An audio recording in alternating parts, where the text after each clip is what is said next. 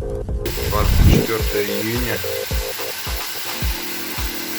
Уже как неделю включена горячая вода. Почему-то горячая вода вот вся желтого цвета. Она непрозрачная. Мутная ржавая вода. Вот посмотреть. Мутная ржавая вода. Мало того, что она ржавая, еще она от холодной воды ничем не отличается. Кран повернут полностью в горячую сторону. Ледяная вода идет. Адрес вот такой ржавой воды — это Лагненко 55. Вот хочу спросить,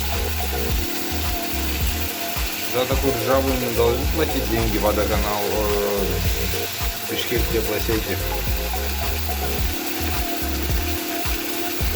Бишкек теплосеть. Вы тоже моетесь с ржавой водой?